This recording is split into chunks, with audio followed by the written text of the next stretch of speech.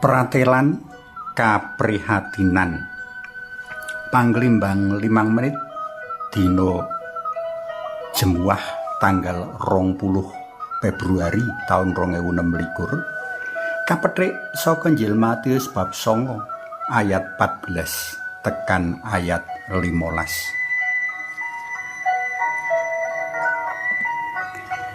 Karo nglaras kahanan sore kang padhang sumilak nglayung Mbah Wiro Kendang umat stasi PL Paroki SR Jawa Tengah takon aku mengkini.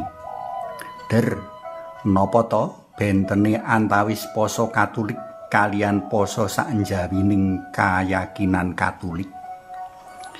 Pitakon iki wigati jer panjenengane iki tinimbalan dadi penderek dalem Gusti saka penghayat kebatinan. Nggih benten, Mbah. Salah setunggal ingkang damel benten inggih menika kaprihatosan.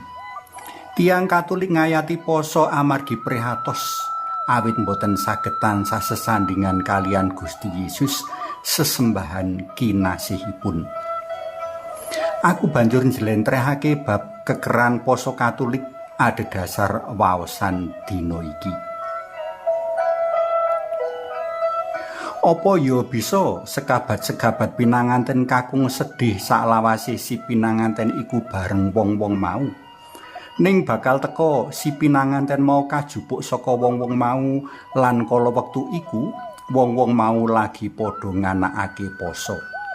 Mengkono pangandika dalem Gusti ing waosan dina iki. Ora ana kabungan kang luwih bungah kejaba nyawiji Gusti. Swasana bungah pesta Andrawina uga ngebaki ati saben para pendherek dalem Gusti kang kasil nyawiji Gusti. Perkarane yaiku ora gampang wong bisa nyawiji Gusti. Kabutuhake ati resik, pikiran becik sarta tumindak kang laras karo karsa dalem Gusti.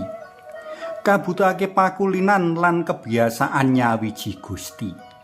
Kasunyatane yaiku para pendherek dalam Gusti isih kinungkung ing urip kamanungsan kang sekeng lan ringkih.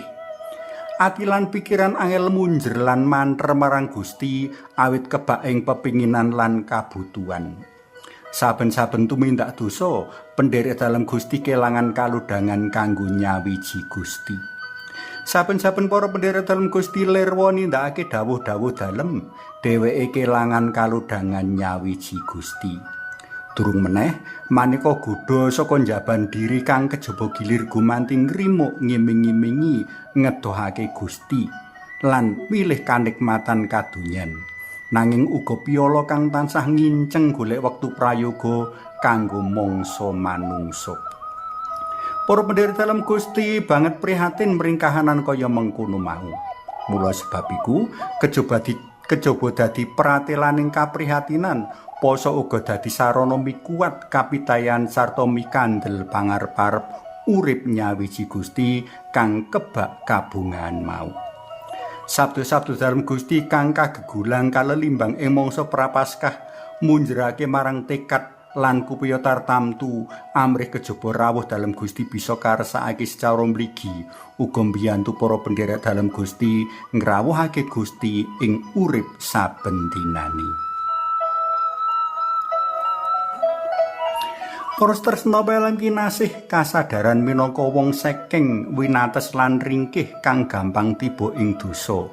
Banget prayoga kanggo mupuk kaprihatinan gayuh urip mulya langgeng nyawiji Gusti.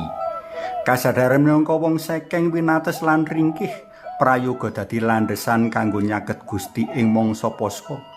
Martobat saka tumindak-tumindak kang ora prayoga banjur mbebecik diri saben dina. Suwawi sami munjuk kunjung asma dalem Yang Rama so Yang Putra tuwin Yang Roh Suci. Amin. Gusti Yesus nyuwun kegiatan dalem amrih kawula saged ngayati mangsa prapaskah kanthi ngendhaleni diri supados saged nyawiji paduka. Mugi linurna Yang Rama Yang Putra tuwin Yang Roh Suci kados mula buka sakmenika sarta ing saklami-laminipun. Amin. Kunjung kasmet dalem Yang Rama Sang Yang Putra tuwin Yang Roh Suci. Amin.